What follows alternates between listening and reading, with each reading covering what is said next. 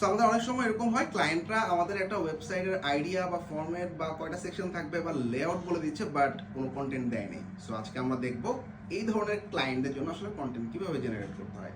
So let's meet a awesome AI tool which is call grok.com। So আমরা ব্রাউজারে কিন্তু লিঙ্কে দেখতে পাচ্ছি grok.com। সো ধরা যাক কোন একটা ক্লায়েন্ট আমাকে এরকম একটা কন্টেন্ট দিল, ওর একটা ডোমেইন আছে এবং ওর একটা নন প্রফিট ওয়েবসাইট, এবং ওর আসলে কি করে এই ধরনের কিছু হালকা কনসেপ্ট দেওয়া আছে। এবং সে বলে দিচ্ছে ফার্স্ট সেকশনে কি থাকবে, একটা হিরো সেকশন। সেকেন্ড সেকশনে সে আসলে কিছু মাইলস্টোন বা অ্যাচিভমেন্ট সেট আপ করবে। থার্ড সেকশনে সে আসলে তার মিশন বা ভিশন সেট আপ করবে। ফোর্থ পার্টে তার একটা সাবস্ক্রিপশন বা এরকম কিছু একটা চাচ্ছে। সো আমরা জাস্ট ক্লায়েন্টের এই কনসেপ্টটাকে grok.io তে দিয়ে আমি জাস্ট বলবো create a content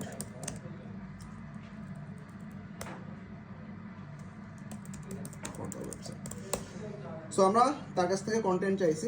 let's see so what he is generating. So সে আসলে কিছু কোড জেনারেট করতেছে, এবং শুধুমাত্র কোড না, সে আমাকে একটা ওয়েবসাইটের আসলে ফুল একটা লেআউটই জেনারেট করে দিচ্ছে to get some idea. So আমরা আসলে কন্টেন্ট প্লাস এই ধরনের লেআউট জেনারেট করার জন্য এই ওয়েবসাইটটা ব্যবহার করতে পারি, grok.io। এটা এখন খুবই পপুলার। বেসিক্যালি আমরা খুব সুন্দর একটা লেআউট দেখতে পাচ্ছি, কিন্তু অ্যাজ পার মাই কন্টেন্ট আমি ফার্স্ট সেকশনে একটা হিরো সেকশন চাইছিলাম, সেকেন্ড সেকশনে কিছু অ্যাচিভমেন্ট, থার্ড সেকশনে mission vision with the content and the design and the layout, everything is given by grok।